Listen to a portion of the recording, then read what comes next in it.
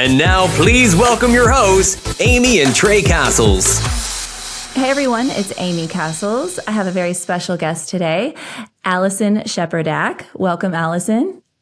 Thank you. I'm delighted to be here. Thank you so much for coming on. I'm so excited about this. Everyone, you are going to love Alison. She is your etiquette hype gal. She offers social, business, and dining etiquette courses, as well as international protocol and event styling services. Her mission is to uplift and empower you so that you will come away from her content on social media and wherever you can find her courses feeling more confident, poised, and loved. She has studied a lot on etiquette through the years as a TV news reporter for an NBC station in New York. She's also an attorney and working at a large corporate law firm. Went to George Washington University Law School. She studied legislative to judicial, executive branches, as well as the federal government, including the West Wing of the White House. And she served in a senior leadership position at a national nonprofit organization. She's from Washington, D.C., lives on Capitol Hill, and her husband are remodeling homes as well, historic ones, which are so poised in etiquette as well. I just love that. And now her hope is through Elevate Etiquette that she can share what she learns and has learned through the years and help avoid us in repeating some of those same mistakes and amplify your innate appreciation for the art and the palpable impact of kindness, consideration, and compassion. You have such a long resume. And when I looked at your Instagram and I was looking at your bio on there, I was like, wow, you have so many experiences and I can see where and how it has fit into etiquette. Can you tell me how you came to this world of etiquette? Yes. So I got my first etiquette book when I was engaged to be married, and my husband and I were planning our wedding, and I had some questions. And so the first book I got was Amy Vanderbilt's Complete Book of Etiquette. And I thought that I would just turn to the pages that would provide the answers that I needed to know for these certain discrete questions. And then I found myself reading the entire book, which is a lengthy one. It's kind of like reading a dictionary cover to cover. And since then, wow. I've loved the topic, and I didn't necessarily start working in etiquette at that time. I started as a television news reporter, and then I went to law school and I practiced law for some time, and also served in the government and then in a nonprofit. But all along, I just saw how soft skills and the importance of relationship and community are, and just deepen my appreciation for etiquette and events, and creating meaningful moments and moments that matter, all of that sort of stuff. Working in these spaces that you've worked in, you definitely have to have etiquette because you're in so many social environments with the government environments. There's etiquette, a lot of etiquette in the government, and we have some friends that work in DC, and there are things that you have to follow. And then you were a figure skater as well. Mm-hmm. Love it. And that's where that beauty and poise come from too. I can 100% see all of this fitting in together. Some of my friends who are attorneys and have worked in law, they are so good at reading. If they decide that they want to study a subject, they will read it forward and back just like you did. So I can completely visualize you just immersing yourself into this subject and learning it so well. That's why I can see that you are very good at what you do. Okay, so my first question is, and this is where some of the people that I've shared with about you coming on here have said, well, what is the difference of etiquette versus ethics versus manners? And a lot of people are getting these mixed up. Can you tell us the difference of etiquette versus ethics versus manners? Yes. So I would say that ethics are most important if we're talking about all three. Ethics are about morality and about treating others with respect and kindness and doing the right thing, being honest. Etiquette should always be about kindness, consideration, respect. But sometimes sometimes that's not always the underpinning, even though it should be. And then I would say manners are the customs that we have. So etiquette is like, every culture has an etiquette, but the actual manners or what we do in each culture can change. Okay. And with etiquette, there is a variety of categories. Can you tell me some of the categories involved in etiquette? Sure. So we have dining etiquette, we have professional etiquette, we have social etiquette, and then we have etiquette that is specific to various experiences. So let's say wedding etiquette could be bridal shower etiquette. We could talk about children's etiquette. And then there's also a separate category of protocol, which is more about how we engage with official visits or international engagements. So like if the head of another country is visiting the United States, what is the procedure of that visit? When I was in a ethics course in college, one of the things, it was social ethics and racial studies. We learned a lot about the certain protocols that need to take place based on the culture that you're talking with. Yes. And I think that is really important here, especially as we have become more of an international country. We have, if you're living out in the country, you may not see it, but if you go to any major city, you're going to see a variety of cultures. And there's nothing wrong with being respectful to someone else's culture and even being interested or even honoring their culture and understanding their customs and having good manners. And I don't know if this would be considered like mocking or what, but I know that for a Chinese culture, when they hand a business card, it's holding with two, and you're bowing to them and handing it to them. Right. If someone did that here and they met a Chinese person and they were if they were given their business card, would that be considered rude, or would they be so delighted and honored?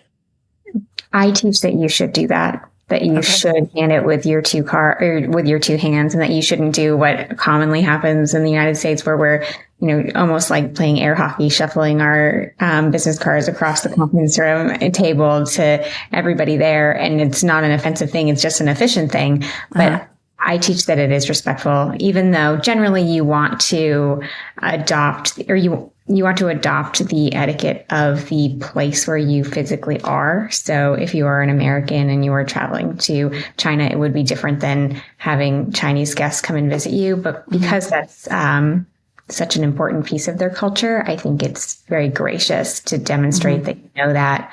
And it's easy to do, Yeah. But if they're also someone who is maybe they're visiting here and they are a guest of honor, and you honor them in that way, but maybe they're a child of the grandparents who are immigrants and they don't know anything about it themselves, they may take it as you're mocking. That's possible too. So you have to know the person that you're talking to. Definitely. And there's so many different schools of thought in etiquette, but the Emily Post Institute is one that I respect, and they teach that you need to know the rules in order to break them. And I think that's a good example there. Like sometimes if you are so by the book all the time, you wouldn't be really honoring or respectful, or it could come across as mocking or inappropriate. Well, that would fall into the social etiquette, right? And having some common sense and some social skills, right? Yes. Well, I think this is really good for people to really read on and study and look at your courses, especially if you're moving into the corporate world or doing anything with your travel. These are just great skills, even just learning some Spanish. I mean, I'm in Texas. I learned Spanish. Our kids learn Spanish in school. They have to take 2 years. And that is helpful for them to learn that second language. It's not just about speaking. It's also about your actions too. Mm-hmm. So I love that. Okay. So there's international, etiquette, but there's also professional etiquette. So learning how to interact with those in business, right? And do you teach classes on that as well? Yes, I do. Yes. So, and we cover everything from interviews to working with clients to negotiation tactics. There's a lot about body language that I think is very important in business. I coach people on public speaking to help improve their confidence there. There's a lot to cover, especially there's a lot of crossover as well with dining etiquette and professional etiquette, as dining is often part of business. Right. This is not something they really teach in college too much, is it? It's not. I would say some schools offer it, but it's often not required. But I do think it's very helpful, especially because if you're going into a job interview setting or if you're entering the workforce, I think we want to empower people with as much confidence as we can. And so we don't want them to feel like they're wearing a costume and not like clothes that are comfortable and make them feel confident. Or we don't want them worried about how to pronounce something on a menu or what they should order. We want them to be talking about their ideas and connecting with the people that they're with. And so I think it's at whatever time or season of life that you begin or think more deeply about etiquette, I think it's an excellent one, but especially so in those early professional development years. Absolutely. It's such a lost art, especially as culture has changed throughout the years. Here, I mean, look at, I don't know how old you are, but I'm 42 and I think of how we were in high school, and it's very different than how the kids are in high school now. I mean, even just as much as thank you cards. I remember writing thank you cards after graduation for all the friends and family who gave me gifts. And now I am not even that great at it. So of course, if I'm not that great at it, I haven't taught my kids very well how to do it. But you can't go wrong. That's the thing. Yes. If you are practicing good etiquette in any of these categories, nobody is going to say, hey, you have too much etiquette. They're actually going to be impressed. And I think that's so valuable. Okay, let's talk about the fun one. Everybody wants to know about this dining etiquette. Everybody says, what fork do I use? I just don't understand. They're like, just grab a fork. Is there a quick way that you could explain dining etiquette? Yes. So if you're ever confused as to what utensil you should use, you want to start from the outside and work your way in. And your forks, except for your oyster fork, are typically all on the left side of your place setting, or your fork, if you find one above your place setting, that would be for dessert. On the left side above the plate.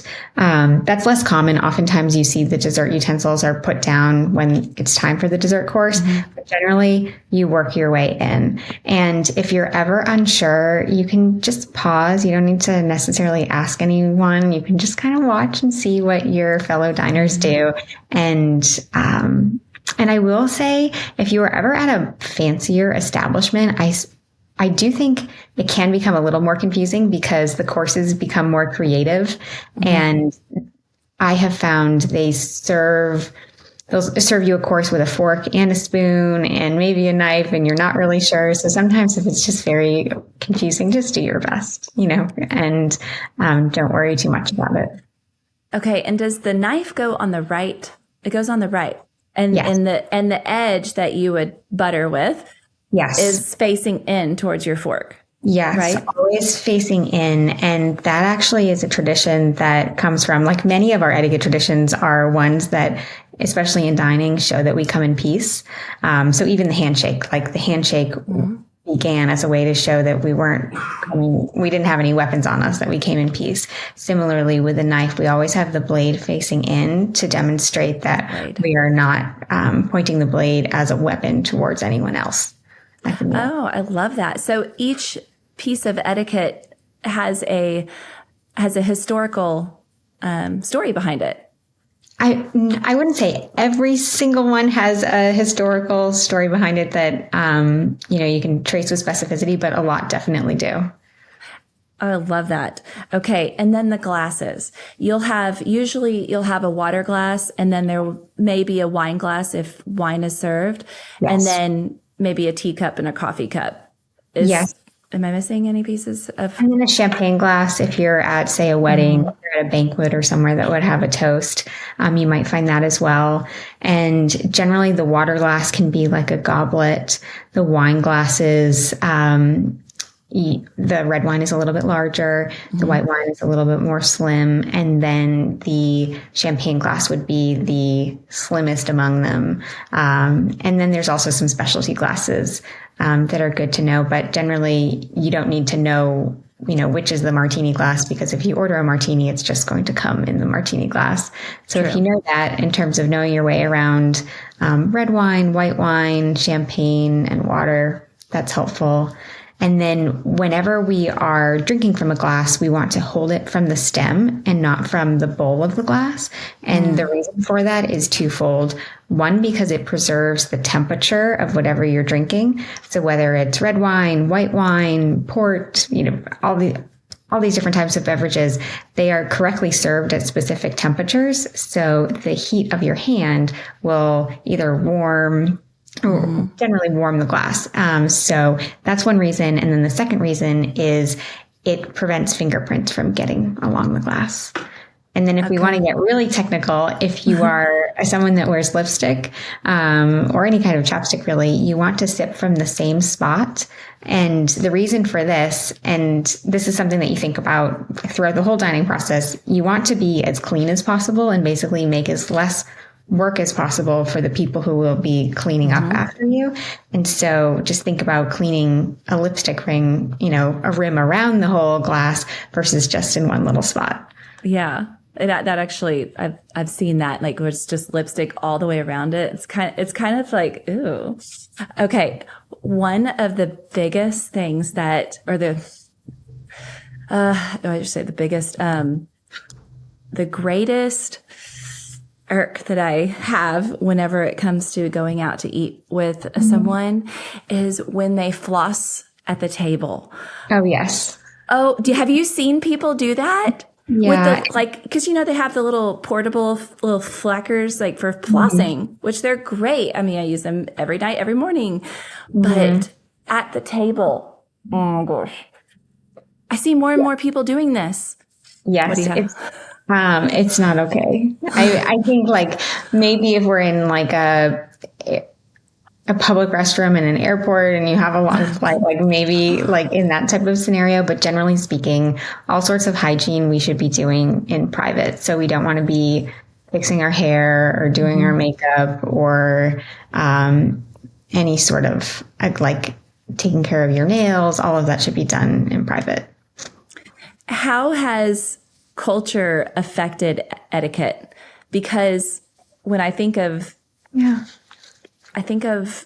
way that the society has really talked about what women should do or shouldn't do, everything's kind of just becoming, argued that, women can do anything that they want to do. And if they want to fix their hair at the table or put on makeup or whatever, anything goes. A guy, he can do whatever he wants, stuff like that. Or even opening of the door. Allowing a man to open the door is not considered proper etiquette to some people. They're like, that's actually demeaning. How has that impacted? And have you and your work, have a lot of people brought that or talked about that with you? Yes. And I think that it's very person specific and that it's important not to make assumptions. I do think that etiquette is all about kindness and honesty and demonstrating respect. And that can mean different things to different people, but that should be an important underpinning. I do think that part of that respect is being able to, convey to people what they can expect at a given event, and that they're like, people like boundaries as much as they may not think that they do, or maybe think that they don't like rules if we want to call them rules. I think they would rather be invited to an event where they know what the level of formality will be and how everyone will be dressed and like how long it will be. Kind of like information is power. And so like I think of, there was a time I was at a baby shower with a group of friends and there was no dress code and almost everyone dressed so similarly. It was almost like we were in a catalog. And then I had one friend who came and she was wearing jeans and sneakers and, cute top, and she looked wonderful, but I know she would have dressed differently had she known that others were going to be a little bit more dressed up. And I was just thinking that's an occasion where a dress code, it wouldn't have been exclusionary. It wouldn't have been about making people feel badly. It would have just been, we all kind of grew up in different areas of the country. And so we may not have the same sense of what to expect without a little more detail. Mm-hmm. But you bring up a great point about opening doors and other like, gender-specific traditions.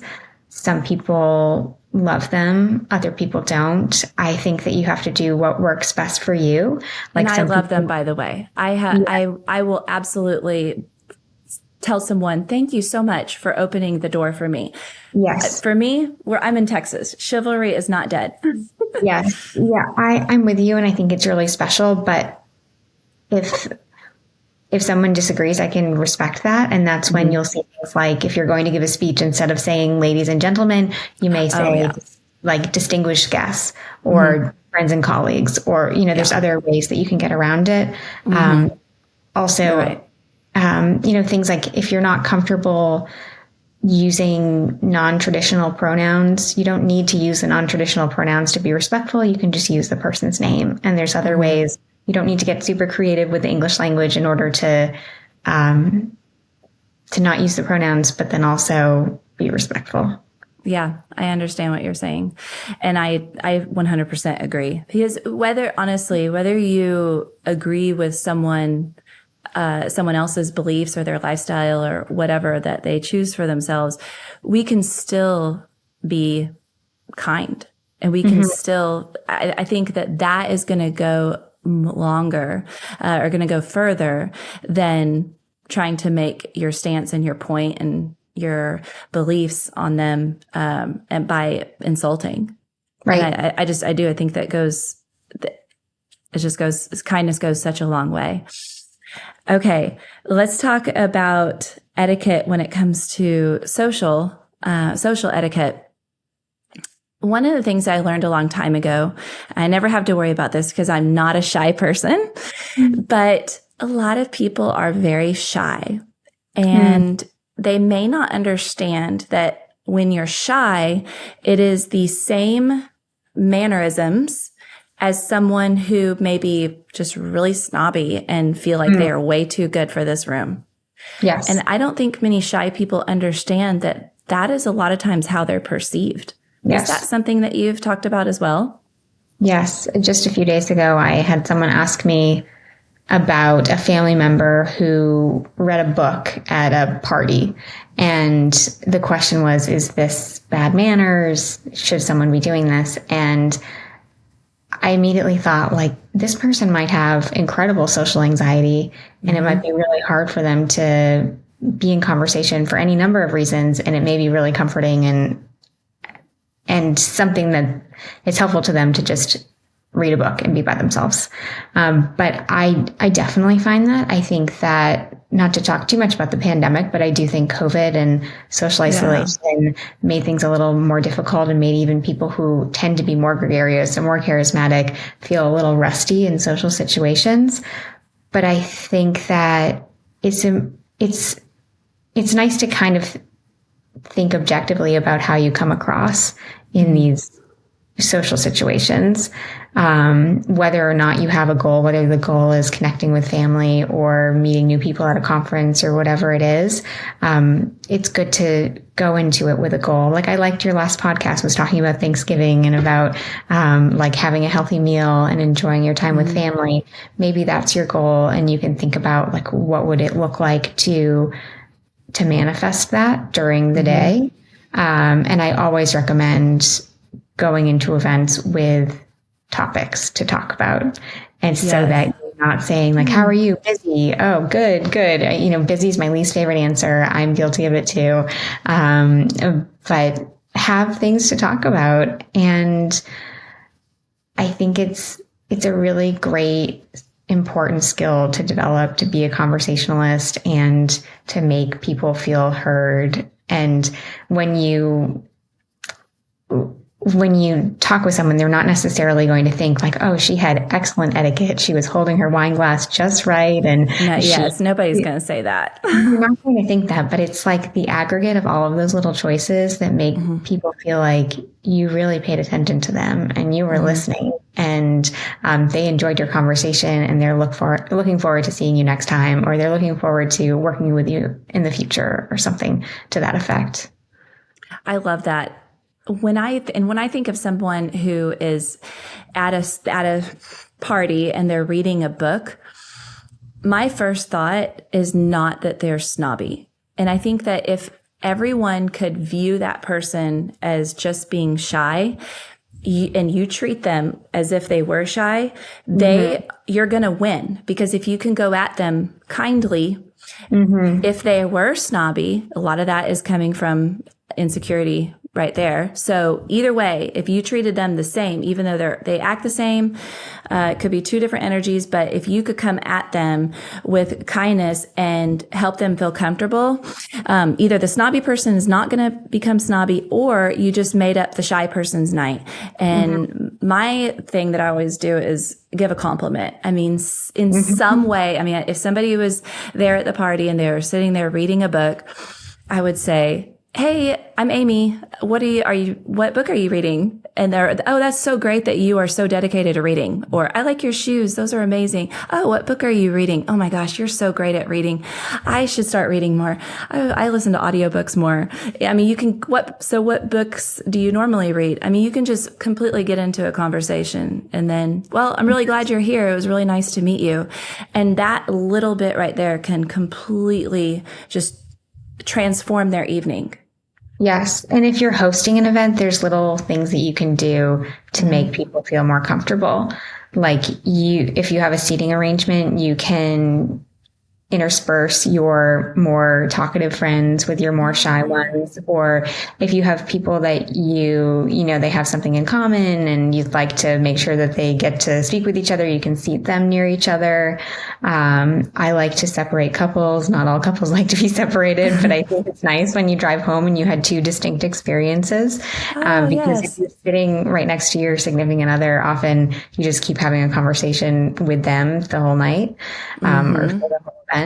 And then this doesn't always work, but sometimes people feel more comfortable if you give them something to do. So some people just say like, is there anything I can do to help? And they're just saying it. But for some people, if they have social anxiety, like asking them to like slice the lemons to go in the, pitcher of water, or to help with people's coats, if they have something to do that can give them kind of some confidence, especially if they don't know as many people. So you're right. That is such a way to give them a purpose. It gives them a purpose for being there. And we're about to have a lot of parties come up. Okay. Here in Texas, we are still like at 95 to 97 degrees. It is so hot, but I'm counting down the days where next week we're going to get to like the 80s. So I cannot wait. Well, as soon as that happens, all the events start to take place. I mean, people are coming out of the woodwork with fall festivals and kids events at school and all the gatherings and speaking events. So they start to really start up in October. So these are things that are important for a host to know before she has or he has their guests come. I love that. And I saw that you did that on Instagram. I was like, that's a great idea to do place cards. And you may have a husband and wife where the husband is so shy and the wife does all the talking because she's making up for it because her husband doesn't want to go anywhere. So now she finally is and doesn't stop talking, kind of like me. And my husband will talk your ear off too. But if you were to separate them and put him down with some of the other guys that are really talkative, it would pull him out of his shell a little bit more. He'd be forced to. And he wouldn't just ride on her coattails. And it kind of makes the event richer in that often people are going to talk to whoever they're going to talk to in the cocktail hour or before they sit down. And so it can mix it up in that way as well. I love that. Okay. Children's etiquette. What is children's etiquette? Okay. So number one, I would say the best thing you can do if you want your children to have good etiquette is to demonstrate good etiquette yourself, because children really watch. Like, how do you treat people who come into your home? Just they're watching all the time. How are you having meals with your kids or with your family? So that's a big one. I think there's so many opportunities when they're little to talk about sharing and saying please and thank you, learning how to greet adults, how to look people in the eye. The big question I get often is when to have them start writing thank you notes. And I think as soon as they can write, when they're too little, parents should write thank you notes on behalf of the child. So not in the third person, but, thank you so much for the kind gift for our daughter, and sign it with the parent's name. But when the kids are a little bit older, you can write it with them, and they can, do their best attempt at writing their name at the bottom of the note.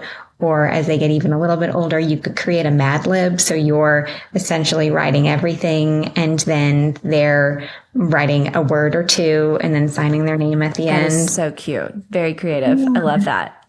Yeah. I've even seen cards given to me that were somebody had gotten a packet of blank white cards, and the child, even at 3 years old, just scribbled on the top.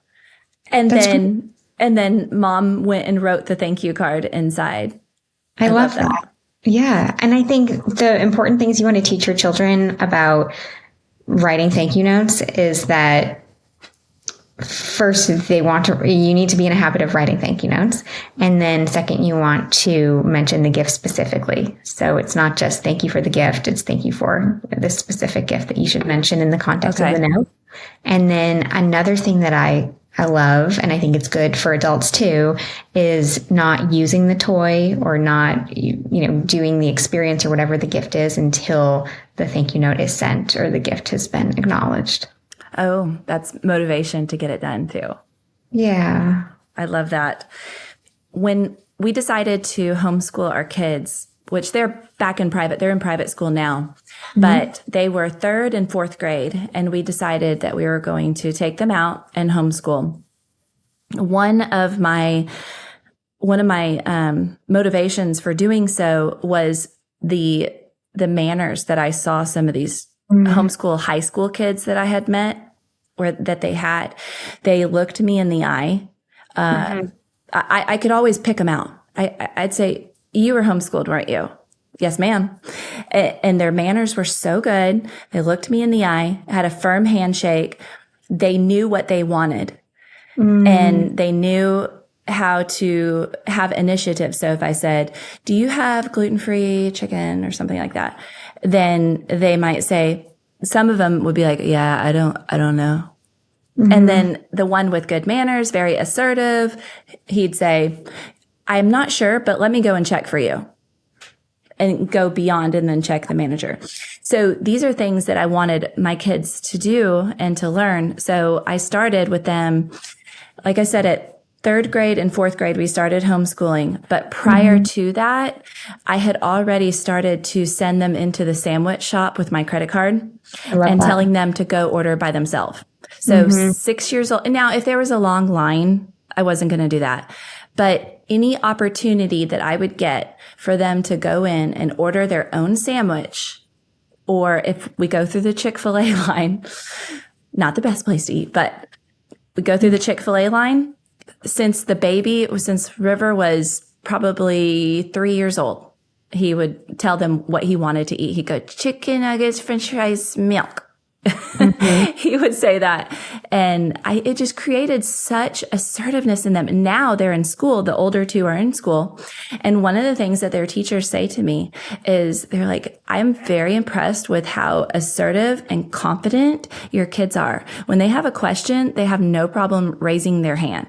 They have no problem coming up to me after school saying, I didn't make a good grade on this test. What can I do to get some bonus points or make a better grade in the class? That's amazing. That's amazing. It reminds me of Malcolm Gladwell's book, Outliers, and he talks about children at a pediatrician office and how it's best to have the kid communicate to the doctor themselves about how they're feeling rather than having the parent communicate on behalf of the child. Yes, especially with feeling and emotion. It creates, people don't understand, it creates an energetic shift in your body if you say how you're feeling versus having someone else talk for you. It's so important. Okay, handshakes. Let's talk about handshakes. Because that is one thing that I wanted my kids to learn how to do. I told my daughter, I was like, look, you don't want to come at anyone like you're trying to be super masculine, but you also don't need to be a limp fish either and just, wiggle someone's hand. Yes, I totally agree. And a few things that I like to teach. People often ask how forceful or firm their handshake should be. The firmness should be like if you were checking a piece of fruit, like say a peach or a nectarine, to see if it was ripe yet, and you just give it a little squeeze. That is the amount of pressure that you want to give for the actual squeeze of the handshake. And then with respect to the shaking, I'd say it's similar to like the force you need to open your refrigerator door. Okay. So I love that. Yeah.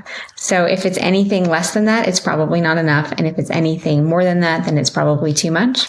Okay. And we also want to connect web to web.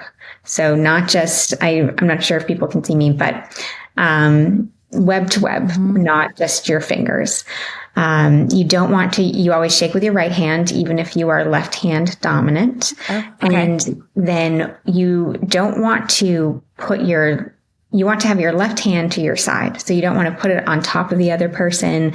You don't want to put it on their shoulder. That can be a sign, even though there are some endearing, generally older people who do this and it comes from a really soft, sweet, warm place. Oftentimes, especially in business, if we're using our second hand on top of the handshake, or it can be exactly, it can be seen as a sign of dominance or aggression. I could see that. Yes. Okay, so with my son, he knows how to shake a hand. But with the boys, they also shake, twist up, and then they dab, right? Is that what it's called? Yes. And now this is what happens when you have a big age gap in children. Your high school boy will teach your first grader things. So now my first grader knows things that my older son did not know until high school, and not terrible subjects, just, just funny things for the most part. But he's taught him how to do his little dab shake. So now my little first grader goes into school and his friends, he's like, "What's up, bro?" and taps their shoulder. And I tell Evan, okay, that is fine as long as you know how to shake someone's hand properly when needed. Yes. Yes. Okay, let's talk about, speaking of being able to turn things on and turn things off, let's talk about language and cursing. How is that in the professional world? In the professional world, I don't think it's appropriate. I know that it is more common in certain industries, perhaps, but I don't think that cursing ever is very becoming. And I think that whether you're speaking English or any other language, there are so many words you can use to demonstrate your frustration or urgency or any number of experiences or emotions. And I just don't think it's very becoming. Do you think that or to believe that it's really a sign of or just a lack of vocabulary? That's what many people say. I do. Okay. Okay. Yeah. I told my children. So, of course, kids in high school, they want to use cuss words. And I mean, we did it. But here's what I tell my kids, because they'll tell me a lot of kids cuss. And I'll tell my kids, look, here's the deal. I used to cuss in high school because I thought it made me look cool. Mm-hmm. And all of these kids who are cussing, it's because they want to look cool. Mm-hmm. So you know that you're confident and you're cool enough without having to say cuss words or do something that goes against your values and your integrity. Every once in a while, a cuss word might come out. And that is okay. It's going to come out. But I am not going to be one of those parents that are just going to let you talk however you want to talk, because you have to learn the foundations of our language so that you can properly get through life. Because if you cannot talk professionally in this world properly, then you're not going to do great. You can't talk slang. You can't talk with all of these cuss words or whatever and expect for someone to respect you and hold you to a higher level. So what you do on your own time, but you have to be able to turn it on or turn it off. Mm-hmm. And so they say, okay, hopefully they're listening. I love that. I think that's a great way to describe it. I love it. I try to think of myself when I was in high school and how stubborn I was and rebellious I was. And I try to, with the kids, they have my nature in some ways, but I am more present in their life than my mom was, because my mom had to work and she was working in the corporate world. So she grew up with worked for 25 years with British Airways. So she was back and forth to London all the time and, always on business class, fine dining, worked with the Royal Bank of Scotland. So learned a lot about etiquette that she taught us. But while I was in high school, she wasn't really there a lot. She was working. So of course I got in a lot of trouble. Well, my kids, I'm pretty much around them all the time. So with them, I share with them that, or I try to show them that it's their choice whether they were to get in trouble or not. And I try to give them other little ways of being rebellious if they want to, like my son driving around in the golf cart in the neighborhood at 11:30 at night with his friend. That's a little rebellious. It's a little edgy, but it was like controlled. And I could have said, no, why would you want to do that? No, nobody needs to be driving around 11:30.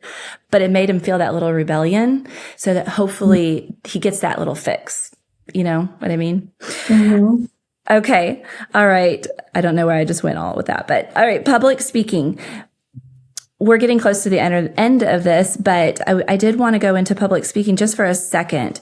And I just want to know what you offer with that, because more and more people since the pandemic, which I did not like the pandemic, but I think it brought some great things. And I think you can find positivity in any situation. So I see so many beautiful, amazing things that came out of the pandemic. And one of those is that a lot of people have really decided to pursue their passion and their purpose. And with that, they need to speak publicly. Maybe they're going to networking events or they're working for themselves. So what is it that you offer to help someone with public speaking?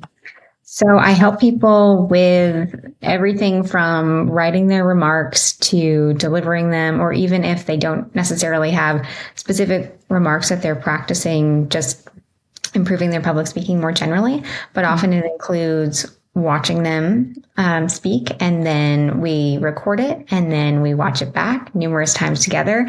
And then little by little, we kind of chisel away and improve. Something that I learned in law school and as a litigator, there is nothing more powerful than watching recordings of yourself. And what I do is I actually watch the recordings sped up and without any volume, because if you have a habit, like whether it's touching your glasses or swaying back and forth, or we all have these habits that we gravitate to, it will be exacerbated into clarity if you watch it fast forwarded. So we often do that. And then some people listen to me. I'm saying as I'm explaining how to become a better public speaker. We all do it. Yes, we all do it, and it's a lot of fun. I really enjoy helping people with public speaking, especially if they have an incredible story or an incredible heart to give, and speaking is something that is, or their fear of speaking is something that's preventing them from sharing and giving in the way that they really feel called to. I love that. Well, I meant what I said when I texted you on Instagram, and I said, I'm just so impressed with all that you do. And I just see so much how all of your experiences and your passions have all come together. And it's really, truly a valuable, beautiful thing. I mean, even just as much as watching yourself speak, and you're conquering fears. I mean, it is a fearful thing that people go through, but people are conquering their fears working with you. And then they're also learning how to have self-reflection. And just the whole topic of self-reflection can go so far in your marriage, in your relationships with family, with friends. It's truly valuable what you do, and I really love it. So thank you so much for joining us and sharing. Oh my gosh, thank you. It has been such a joy, and I really appreciate you inviting me, and I wish you all the best for this podcast. I think it's terrific. I've really enjoyed all the episodes that I've been able to listen to, and look forward. Thank you. Oh, and if I'm ever in DC, I'll have to come say hi, because I love to go to DC, especially in April when it's the cherry blossoms. Yes. It's such a beautiful place. And I love all the restaurants. I guess we do have a lot of the restaurants, with white linens, but every time that I've been there, if we get the opportunity to go to a white linen, fine dining experience, I love it. Absolutely love it. So, anyway, we don't have as many here as they do in DC, but there's, it's a huge business district, so I'm not surprised. Yes. All right. Well, thank you so much, and you have a wonderful day. And I will let you know when the podcast comes out. And where can people find you? On Instagram at Elevate Etiquette, and then also at elevateetiquette.com. Okay, great. And they can find all of your courses on there, everything that you have to offer. You've graduated college. This is where you need to go. And thank you. Take the next step here. Thank you so much. Have a wonderful day. You too. Bye. Bye. Thanks for listening to another episode of According to the Castles with Amy and Trey. Be sure to subscribe wherever you get your podcasts so you never miss an episode. To stay up to date with the Castles, follow Amy on Instagram at @acastles. Until next time, have faith, enjoy life, and love abundantly.